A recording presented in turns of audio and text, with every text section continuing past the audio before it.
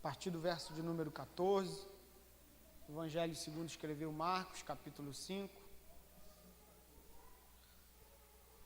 Evangelho de Marcos, capítulo 5, versículo de número 14. Nós estaremos terminando então essa série que nós tivemos aqui, de 3 mensagens a respeito de como que Deus nos conduz da destruição à reconstrução das nossas vidas, e agora chegamos no último momento, o momento da restauração final do Gerazeno, ou conhecido também pelo Evangelho de Mateus como Gadareno.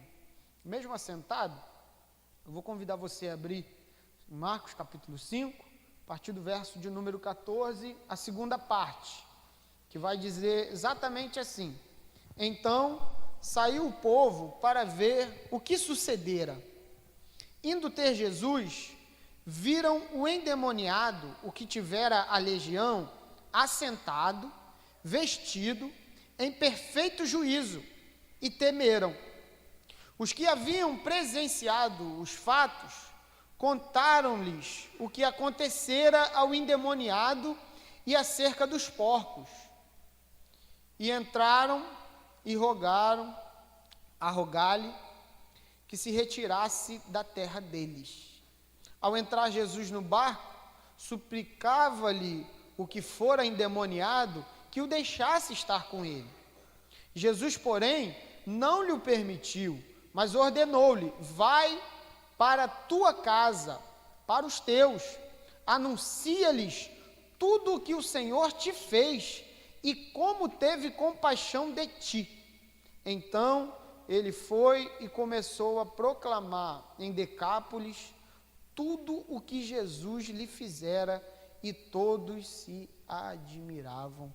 Louvado seja o nome do nosso Senhor Jesus Cristo, por essa maravilhosa obra chamada obra da restauração do nosso ser e do nosso coração. Irmãos, parece que nós estamos aqui diante de uma história de terror. Uma história que desafia o nosso sentimento como ser humano. Uma história que é contada pelo Evangelho de Marcos e pelos outros evangelistas, não só uma história de um acontecimento, mas um fato verídico da história de Jesus. É tão importante a gente compreender o quão esse homem estava perdido e destruído. Somente entrando no drama no qual esse homem estava vivenciando, a gente tem como compreender o tamanho da graça e misericórdia de Deus. A história que nos foi relatada aqui pelo Evangelho de Marcos, verdadeiramente é uma história que causa espanto. É uma história também que faz com que a gente repense muitas coisas acerca da nossa conduta e da nossa vida. Muitos desafios estão permeados em todos esses versículos que aqui estão. Então, quando a gente olha para a história desse homem, é impossível, em sã consciência, a gente não pensar um pouco a respeito até mesmo da nossa casa e da nossa família. Pense você que esse homem, por diversas vezes e por diversos momentos, tinha em si pensamentos de desejo de voltar a viver em família. Pense como é viver distante do seu familiar. Pense como que era no caso, e aí a gente pode conjecturar um pouco aqui, a respeito dos familiares. Como que os familiares desse homem endemoniado, que vivia nos sepulcros, e é isso que a história vai relatar para nós, vai relatar a história de um homem que vivia em meio aos sepulcros, tomado por uma legião de demônios, que trazia horror para toda uma sociedade, para toda uma cidade, mas não só trazia horror para toda aquela cidade, trazia também destruição. Por isso que ele vai para os sepulcros. Imagine um homem vivendo naquilo que nós sabemos hoje, que são os cemitérios. Ao que tudo indica, totalmente despido, sem roupa nenhuma, com cortes profundos na pele, no corpo. E a todo momento gritando dia e noite, dia e noite. Imagine você se fosse esse o seu filho, se fosse um parente seu próximo. Imagine que fosse alguém do nosso convívio, de pessoas que caminham conosco e que de repente acontece uma situação como essa. Imagine o pavor e o medo. Imagine o coração dessa mãe, né? O coração desse pai. Que dor, né? Que angústia. É ver exatamente alguém do nosso ciclo nessa queda e nessa destruição. Essa é a história desse homem. Sem paz, distante da sua família, vivendo então uma vida miserável. O drama desse menino é o drama de tantas famílias hoje que se encontram no nosso país. O drama desse homem é um drama de vida familiar, de perdição, dor, angústia. Imagine você não ter paz, irmão. Imagine a qualquer momento alguém chegar na sua casa dizendo, tá lá de novo na rua, caiu, se machucou dessa vez, tá ferido, e você precisa fazer alguma coisa. Quando você chega lá, ele está totalmente despido, sem roupa nenhuma, e você já tentou de diversas formas resolver aquele problema e já não sabe mais como tratar. Imagine o drama dessa família, meu irmão. Sem esperança, porque onde que iria tratar esse homem?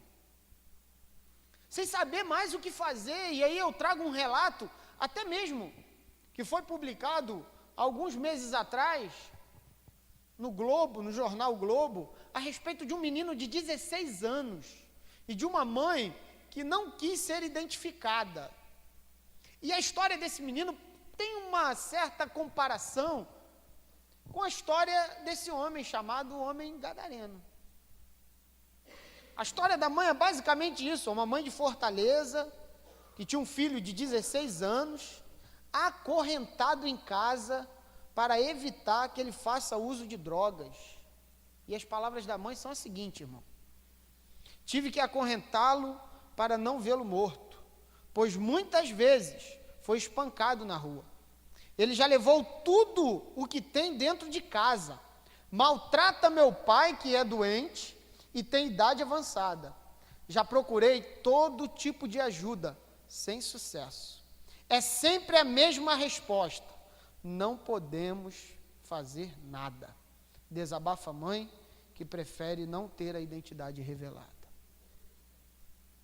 Imagine a situação dessa mãe. Pense que esse rapaz pertence à sua família. Para uma mãe chegar ao ponto de acorrentar um filho, que angústia e que dor. Como assim? Existem tantas famílias que estão sem esperança, desencontradas, desesperadas por uma palavra. Assim, todos nós andávamos distantes de Deus.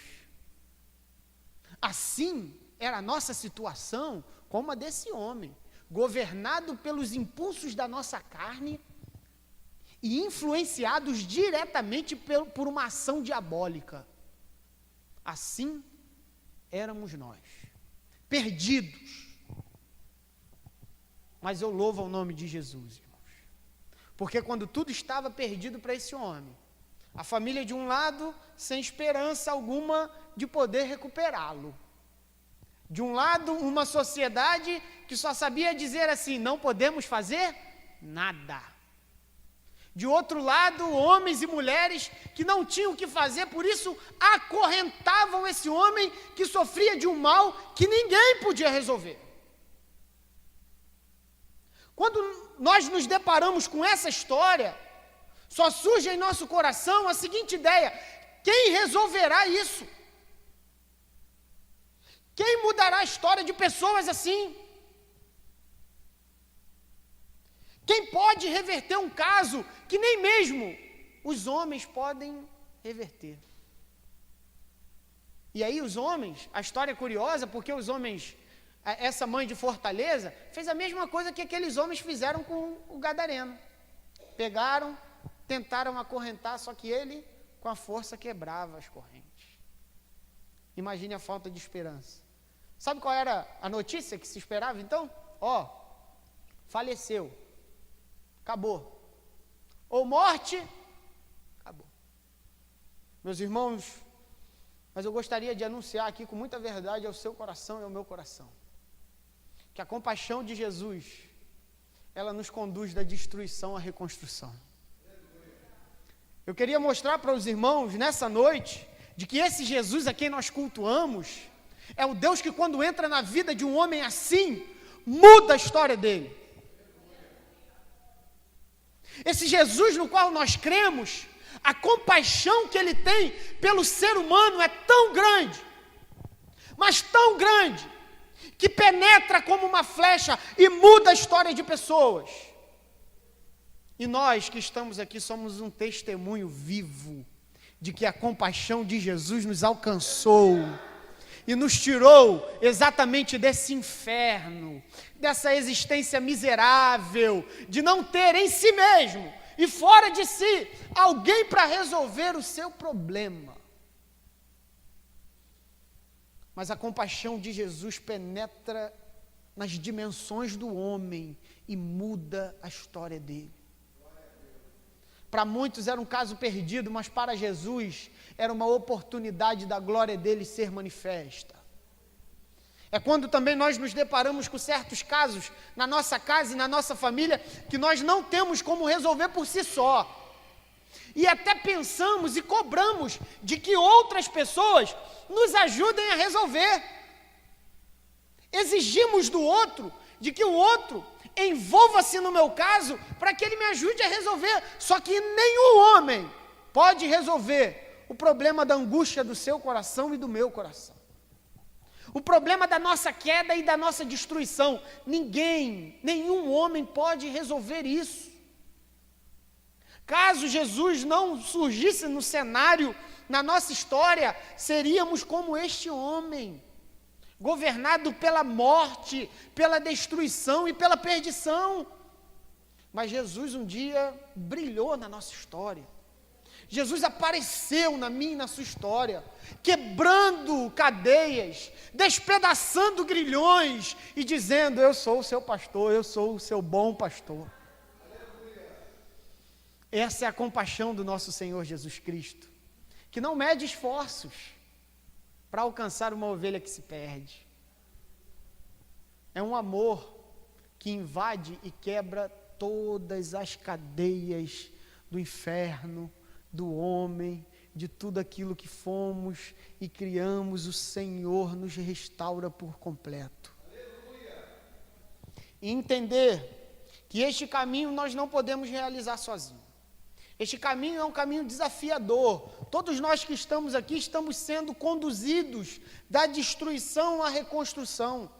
Todos nós que estamos envolvidos na presença e na graça do Senhor Jesus Cristo, estamos em um processo, sendo conduzidos pelo nosso Senhor e Salvador Jesus Cristo, do caminho de morte, da destruição, para o caminho de vida. Quando nós entendemos isso, entendemos que a nossa vida é uma grande peregrinação espiritual, é uma grande caminhada. Nós nunca estaremos completos. Sempre haverá em nós algo para ser modificado. Ninguém nunca está pronto. No reino de Deus, estamos sendo aperfeiçoados. E eu vejo nesse texto, gostaria que os irmãos mantivessem a sua Bíblia aberta, 3 dimensões que Jesus penetra com a sua compaixão. Esse texto, ele vai nos mostrar que existe um processo de restauração, e esse processo, para a glória do nome de Jesus, está sendo desenvolvido na sua vida. É a boa obra que o Senhor começou na nossa vida, Ele há de terminá-la. A boa obra que Ele começou de fé, de graça, chamada obra do Evangelho, Ele há de completar em nós. Por isso que no corpo dessa morte, nós ainda enfrentamos tantos desafios e tantas dores. Mas é uma obra que está começando, já começou, e alcança 3 dimensões da nossa vida. Por isso que a compaixão de Jesus nos conduz da destruição a reconstrução. Eu e você somos alvo da graça de Deus. Jesus está reconstruindo o seu coração e o meu coração nele. E louvado seja o nome de Jesus por isso. E aí, observando esse texto, a gente começa a notar que a primeira dimensão que o Evangelho, que a presença de Jesus vai restaurar, é a dimensão pessoal. Verso de número 15 até o verso de número 17. Segundo o Evangelho de Marcos, ele vai começar a descrever uma cena para a gente, da restauração que Jesus faz neste homem. E aí ele vai utilizar, que a gente vai ver aí no texto, pelo menos no verso 15, 3 partes dessa restauração pessoal. Ele começa, indo ter com Jesus, viram o endemoniado. Viram o endemoniado, o que tivera legião, primeiro, assentado, vestido, e em perfeito juízo. É a gloriosa obra que Jesus atua em nossos corações. Quando Jesus começa uma obra de nos conduzir da destruição à reconstrução, ele começa atuando em algumas consequências que nós veremos aqui nesse texto.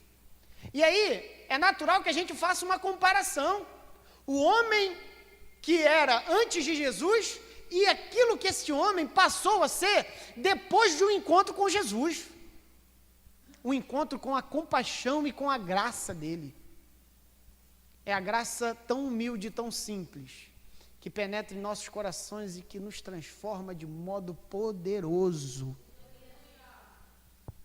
É uma graça que não faz muito barulho para dizer que está mudando as coisas. É uma graça que quando entra, quebra tudo sem muito alarde. Mas quando entra, restaura, cura, purifica. Essa é a graça do nosso Senhor Jesus Cristo. Que o que percebemos aqui nesse texto são as consequências dessa dimensão pessoal. E a primeira consequência é que de um homem indomável para um homem primeiramente assentado. Para um homem que ninguém conseguia colocá-lo parado, este homem está assentado. A comparação que o texto faz com ele, utiliza até umas palavras, dizendo que esse homem era um homem indomável. Era uma fera, irmão. Uma fera radical. Algo que ao homem miserável, perdido, ele não tinha consciência de si. Mas ele começa a mostrar para a gente, o Evangelho de Marcos começa a mostrar como é que Jesus entra na vida de alguém e muda realmente essa história. De alguém indomável, que ninguém conseguia controlar, somente uma palavra para que esse homem se assentasse.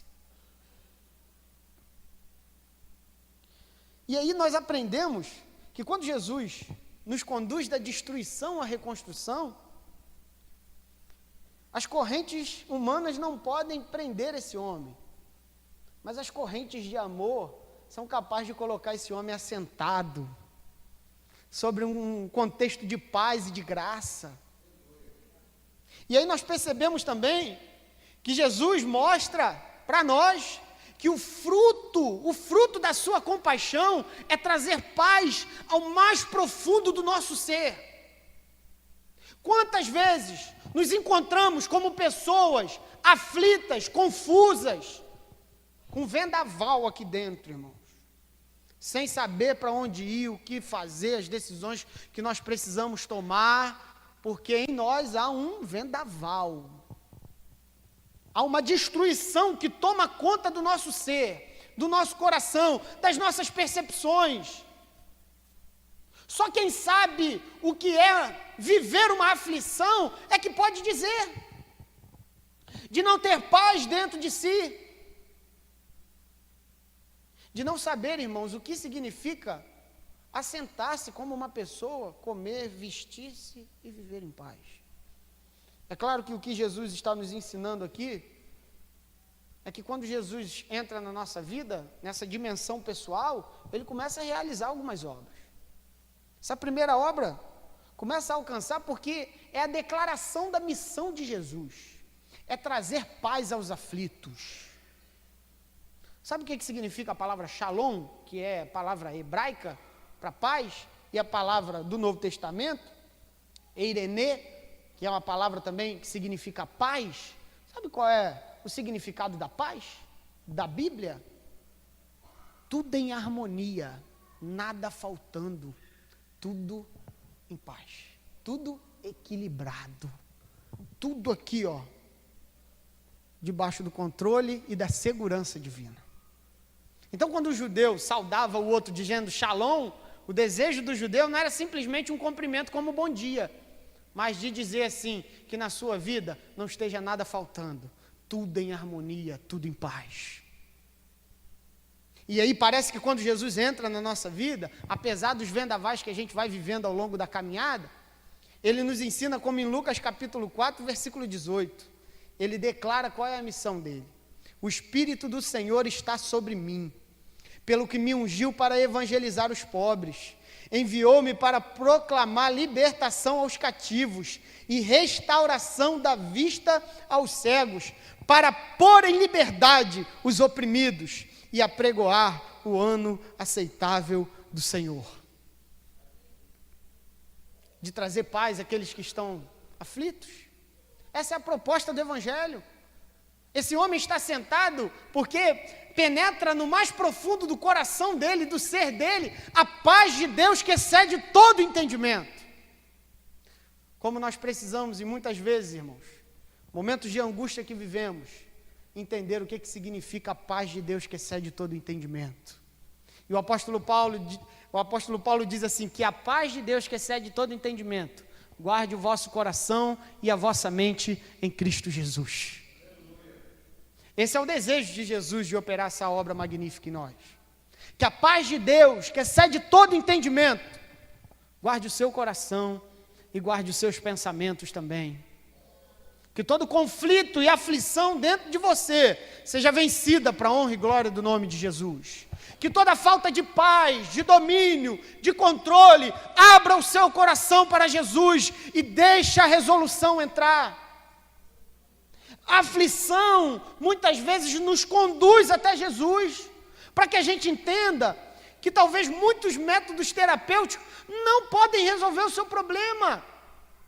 Porque a angústia que você está sentindo é uma angústia que vem do pecado, da dor, do distanciamento do Criador.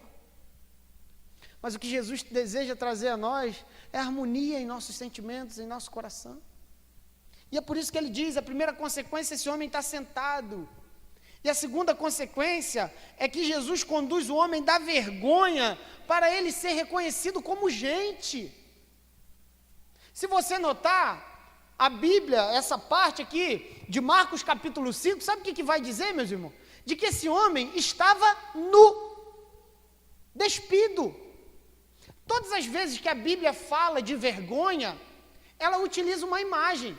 E essa imagem é a imagem da nudez. Você vê lá em Lucas capítulo 10, o bom samaritano.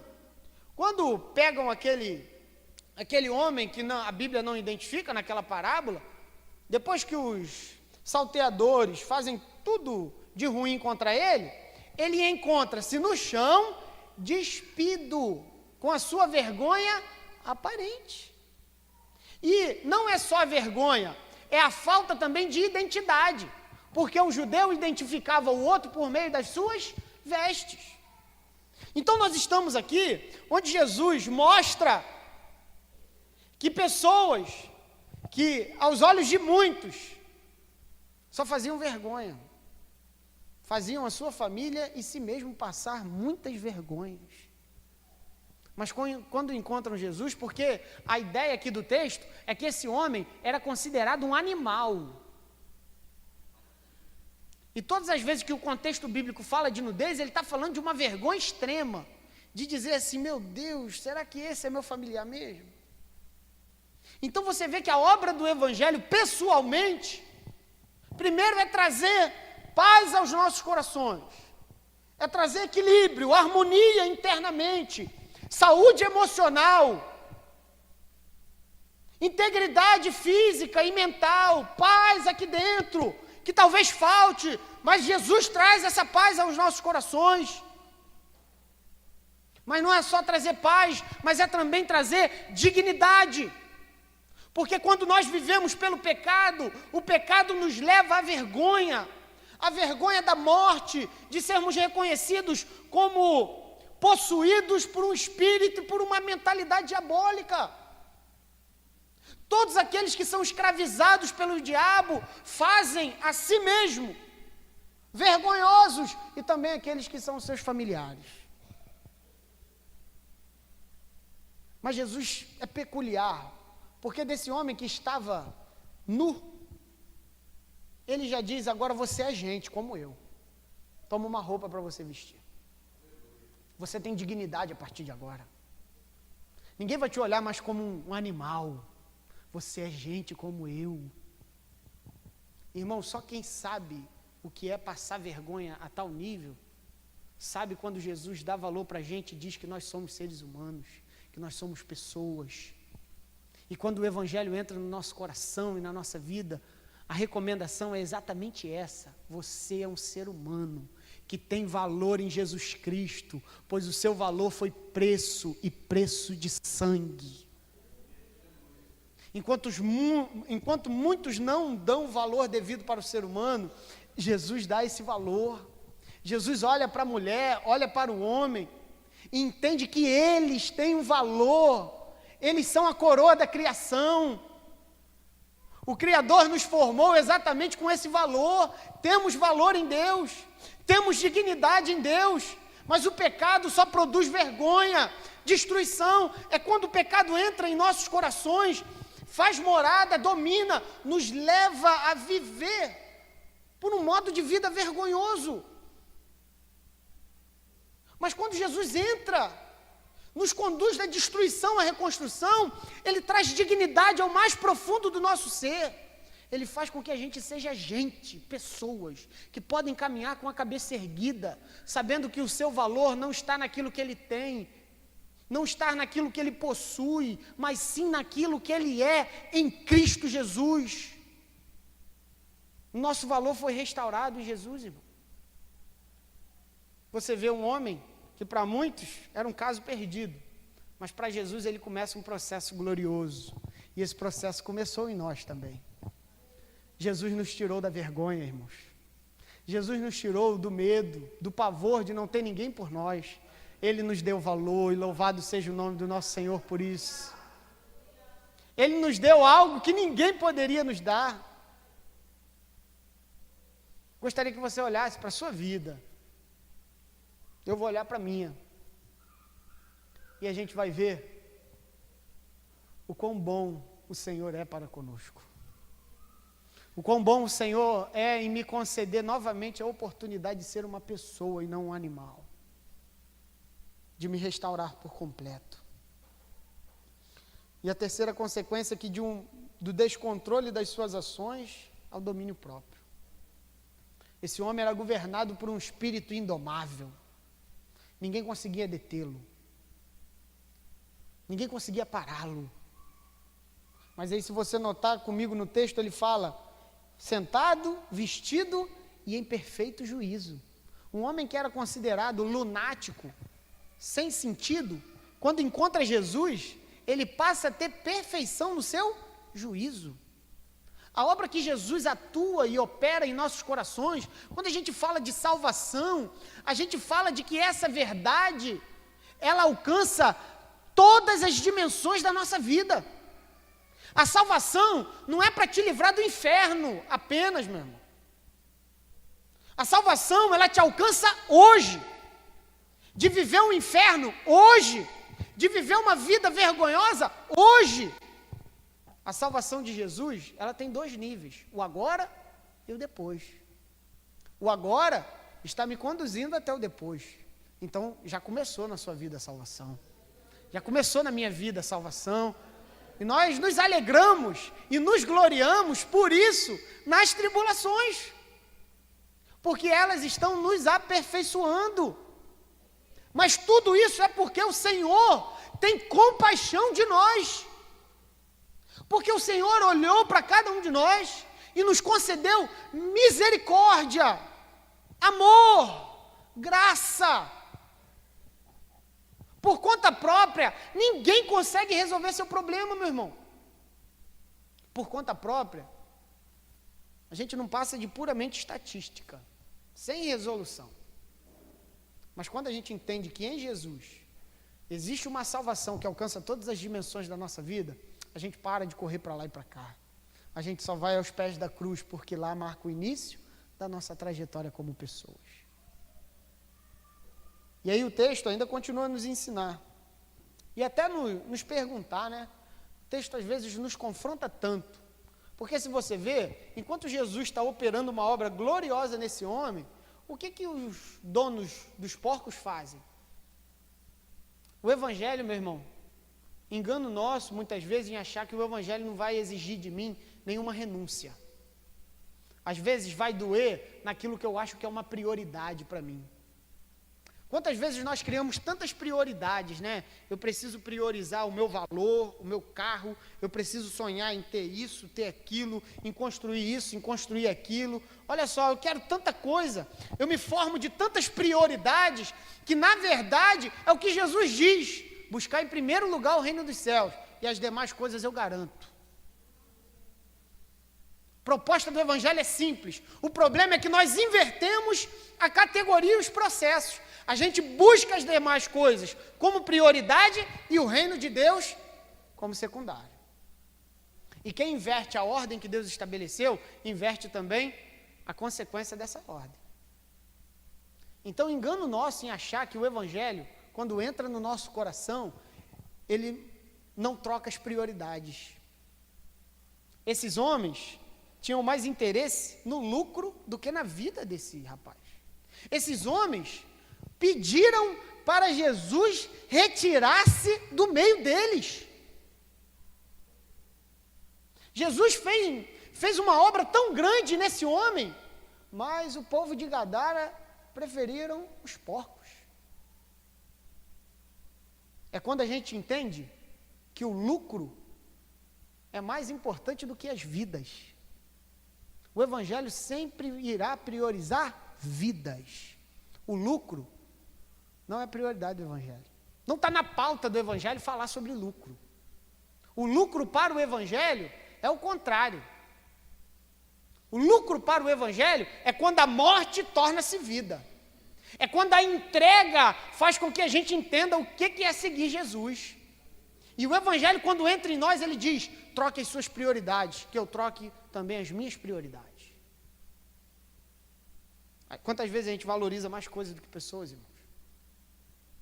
Quantas vezes as pessoas parecem mais coisas do que realmente são?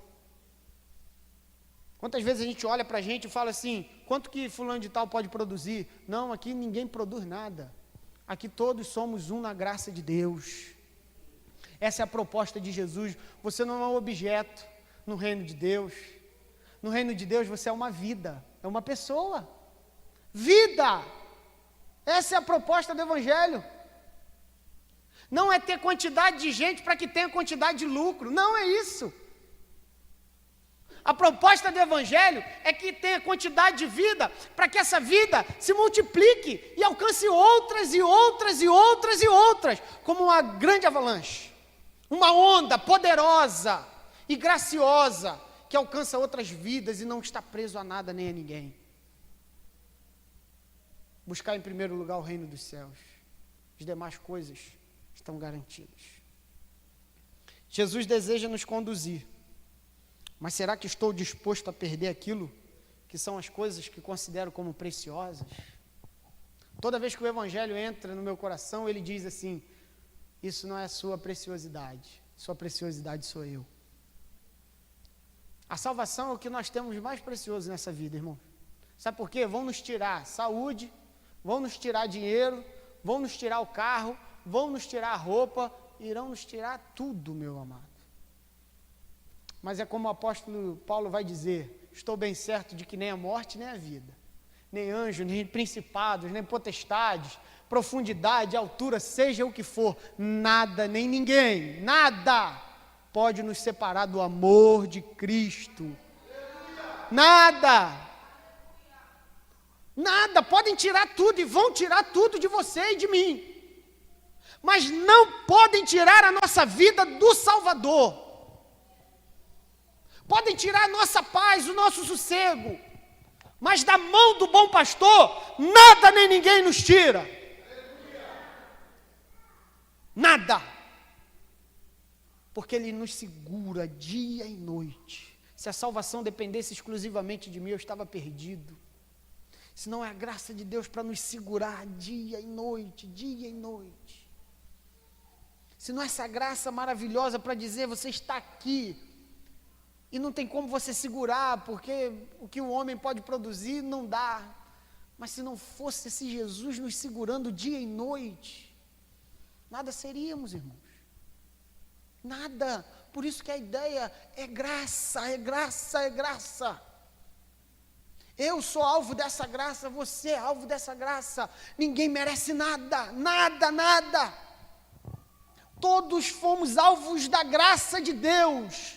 Da graça, valor imerecido, não vem de nós. É graça da morte e da ressurreição do nosso Senhor. É graça. É misericórdia, é bondade, é longanimidade, é perdão. Mas nada.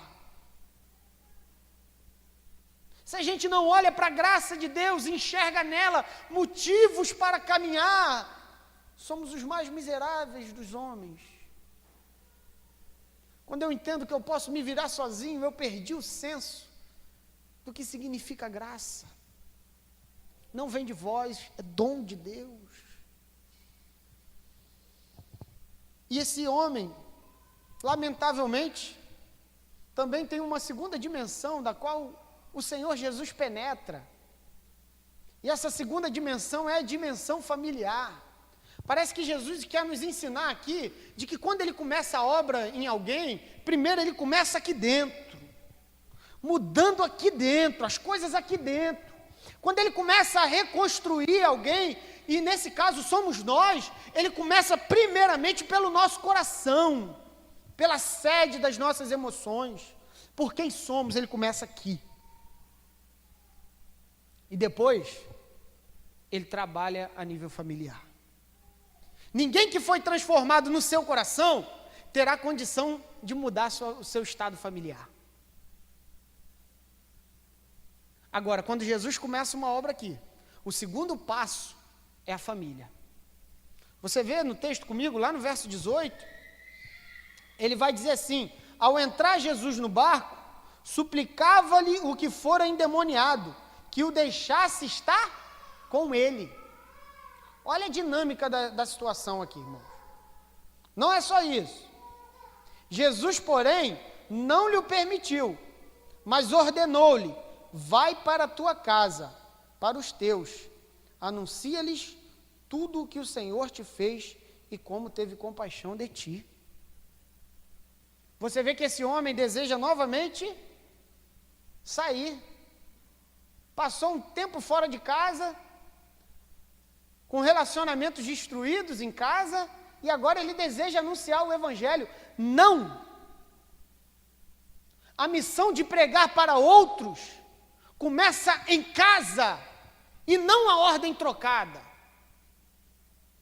A ideia que o Evangelho deseja trazer ao nosso coração com esse exemplo de Jesus, é exatamente que antes da missão ser a Judéia e Samaria, ele começa em Jerusalém.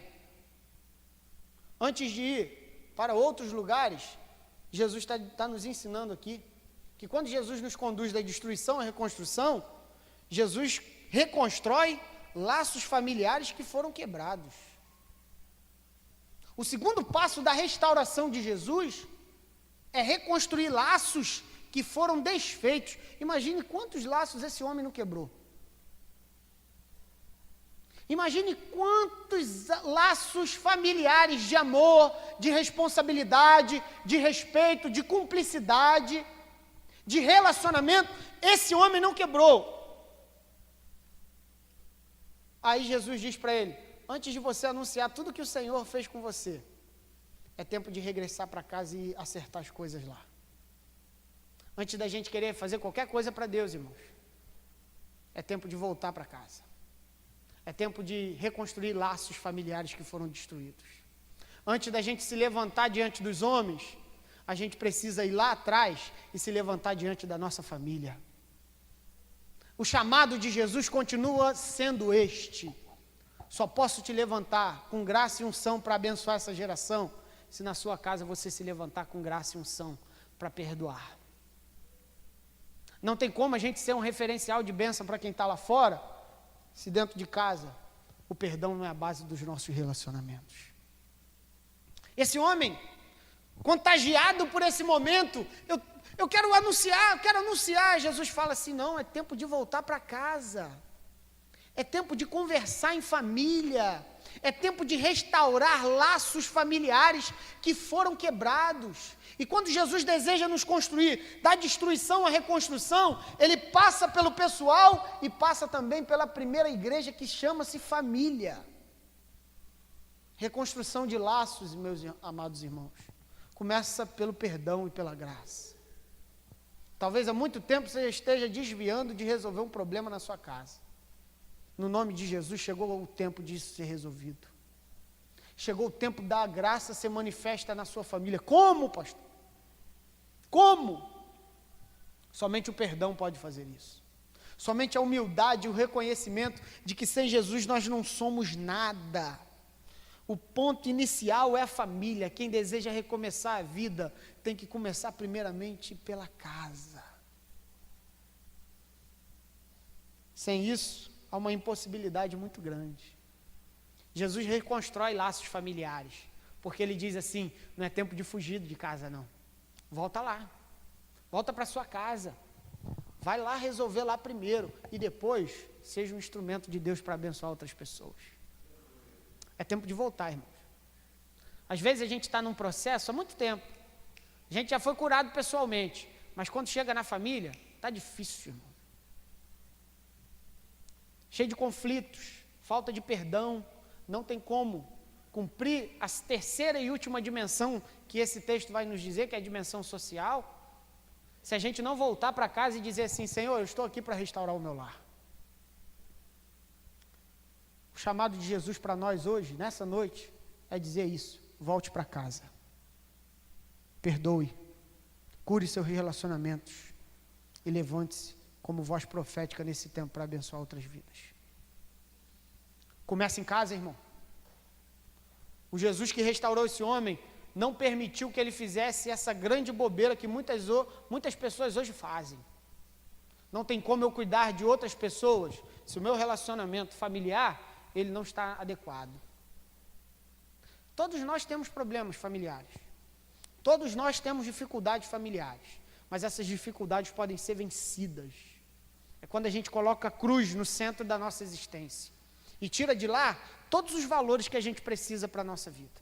E diz assim, eu vou perdoar como Jesus. Eu vou amar como Jesus. Eu vou liberar o perdão como Jesus. Antes de Jesus te usar como instrumento para abençoar outras vidas, Jesus quer restaurar o nosso lar, meu amigo. Jesus quer restaurar o seu lar. Jesus quer restaurar o meu lar, para que a gente seja uma grande potência nas mãos de Deus. Jesus também reconstrói na mente desse homem, é um processo que Jesus faz, reconstrói na mente desse homem o compromisso familiar que fora quebrado. Imagine quanto tempo esse homem não andou fora de casa. Esse homem vivia, o verso de número 3 do capítulo 5, diz que esse homem vivia nos sepulcros, no lugar de morte. Quanto tempo esse homem não passou? A Bíblia não nos fala. Mas quanto tempo esse homem não passou fora de casa? Quanto tempo esse homem não cumpriu com a sua responsabilidade familiar? E agora que o Evangelho entra no coração dele, sabe o que ele diz? Eu quero ir contigo. Posso ir contigo, Jesus? Jesus fala assim, não. Volte para o seu compromisso familiar. Volte para os seus. Restaure a sua responsabilidade familiar. Seja a sacerdotisa do seu lar. Seja o sacerdote do seu lar. E talvez a gente viva num contexto aqui, onde o papel feminino seja falado com mais frequência, porque talvez você seja divorciado ou divorciada. Mas isso não impede de que a responsabilidade sua, familiar, aconteça no nome de Jesus. Seja nesse contexto ou seja no outro. Quem tem que levar para casa o nosso Senhor Jesus Cristo somos nós. Jesus não levanta ninguém para ser missionário, não levanta ninguém para ir pregar o evangelho, seja para quem for, se antes ele não voltar para casa e resolver suas pendências familiares. É quando a gente passa a olhar para a nossa família como parte de um todo que compõe a restauração do evangelho. Começa em casa. Começa no coração, depois em casa, família vai sendo ajustada à medida do possível com Jesus, as coisas vão sendo organizadas, porque quando Jesus nos chama para nos levantar em casa, pode ter certeza que Ele vai te dar a estratégia necessária para que isso aconteça. E depois de restaurar a casa, é como o apóstolo Paulo diz para Timóteo, quando vai falar da questão da liderança, e que serve para cada um de nós. Ele vai dizer exatamente isso, que governe bem a própria casa, criando os filhos sobre a disciplina, com todo o respeito, pois se alguém não sabe governar a própria casa, como cuidará da igreja de Deus? Se a gente não entender que o nosso compromisso familiar, ele é mais importante do que a igreja em si, a gente perde-se nesse sentido. A igreja é consequência daquilo que eu já faço em casa. A minha vida familiar vai falar da minha vida na igreja. A forma como eu vivo em casa, querendo ou não, vai falar como eu vivo com os irmãos. Vidas saudáveis em casa serão saudáveis na igreja. Instrumentos de perdão em casa serão instrumentos de perdão para a igreja. E quando Jesus começa essa restauração, ele começa aqui. Depois do coração, ele começa a nos motivar a olhar para o nosso lado, para a nossa casa. E dizer aqui, eu preciso ser um grande missionário para a honra e glória do nome de Jesus. Jesus nos restaura, irmãos. A compaixão de Jesus penetra em todas as dimensões da nossa vida. Dimensão pessoal, dimensão familiar e a dimensão, por última, dimensão social. Depois que esse homem volta para casa, começa a reconstruir laços, começa a reconstruir sua família, com esse entendimento, agora está na hora de se levantar, de pregar o evangelho por toda Decápolis, que eram 10 cidades, de cultura grega, helenística, e esse homem sai e vai pregar o evangelho. Depois de ser curado, transformado, restaurado a nível familiar, esse homem se levanta como um potencial de Deus para abençoar outras vidas. Essa restauração começou em nós. Eu não sei em qual processo nós estamos, mas chegou o tempo de avançar para a honra e glória do nome de Jesus. Seja qual for o nível desse processo, é tempo da gente se levantar com força e com atitude capaz de perdoar. Sabe por quê, irmãos? A nossa sociedade não pode ser transformada pelo governo, mas por uma transformação individual e coletiva do evangelho. Sabe quando a nossa sociedade vai ser transformada? Quando o povo que se chama pelo meu nome se colocar diante de Deus com sinceridade e se levantar como voz profética nesse tempo para fazer a diferença. Nós somos, ao que tudo indica, 23% da população de evangélicos, 44 milhões de evangélicos, em um país que é mais conhecido pela corrupção do que pelas suas benfeitorias. E aí é um alarde para a gente o que está acontecendo. Para a gente ser levantado como instrumento de Deus, para mudar a realidade de outros, precisa haver uma transformação que seja verdadeira, genuína, que entre no coração, que tenha desdobramentos na família e que te coloque de pé. Que me coloque de pé, como autoridade nesse tempo, para anunciar que o Senhor é bom, que o Senhor tem compaixão do seu povo, que o Senhor redime histórias, mas a história começa em mim. Eu preciso ser um testemunho dessa vida. A única forma da gente produzir vida em outras pessoas, é quando a gente entende o que significa doação. Esse homem, sabe o que ele faz? Resolve seus problemas familiares e entende a proposta do evangelho. Sabe qual é a proposta do Evangelho? Para esse homem, dedicar todos os dias da sua vida à proclamação do mesmo. Esse homem agora, ele sai a anunciar, sem saber o que vai comer, o que vai vestir. Eu sei que o Senhor há de me sustentar ao longo dessa jornada, para a honra e glória do seu nome.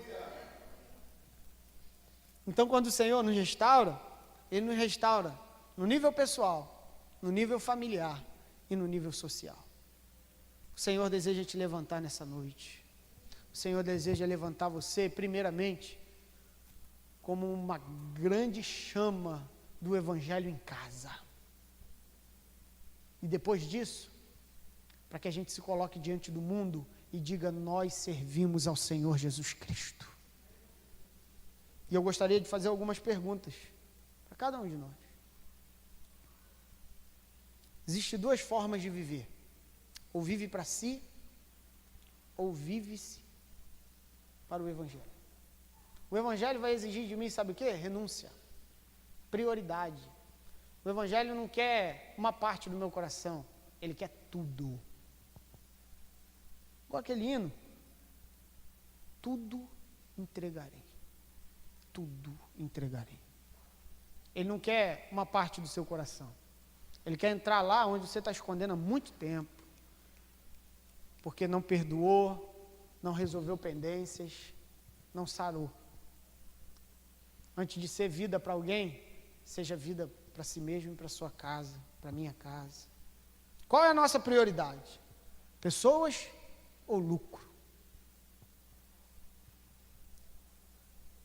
Quais são as nossas prioridades? O reino de Deus ou as demais coisas? Avalie-se e perceba que quando o Evangelho nos restaura, põe sobre nós o desejo de ajudar a outros. Quem pensa em si mesmo, será que foi verdadeiramente reconstruído pelo Evangelho? Qual o estágio da nossa restauração? Onde nós estamos? Ainda estamos na dimensão pessoal? Ainda estamos na dimensão familiar? O Senhor deseja que esse estágio comece para a honra e glória do nome dEle. Irmãos, eu tenho grande esperança na sua vida e no seu ministério. Ao olhar para cada um de vocês aqui, conheço a grande maioria. O meu desejo para a sua família é que vá tudo bem, é que reine a saúde espiritual no seu lar, é que os nossos relacionamentos em casa comecem a ser reconstruídos para a honra e glória do nome de Jesus. E no nome do nosso Senhor, coloque-se à frente de batalha e diga: não tenho muitas condições, mas o que eu tenho, Senhor, eu te ofereço. Que Deus possa fortalecer você nesse tempo, meu irmão. Que Deus possa restaurar sua fé nesse tempo, meu irmão. Mas que Deus renove a unção sobre a sua cabeça. A autoridade de voltar para casa e dizer: vamos começar a reconstruir aqui hoje relacionamentos. Vamos começar a perdoar aqui hoje. Vamos começar a tratar aqui hoje. Vamos sarar.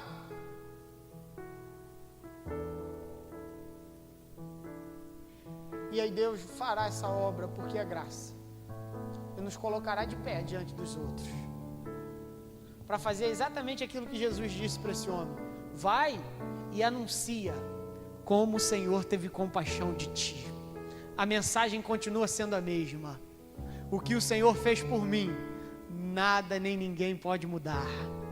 A mensagem, a maior mensagem que a gente possa pregar, ela começa aqui, começa em você. Anuncie o que o Senhor tem feito por você. Isso será o suficiente. Oh, Espírito Santo, ajuda-nos. Ajuda-nos. Vamos se colocar de pé nesse momento, vamos orar.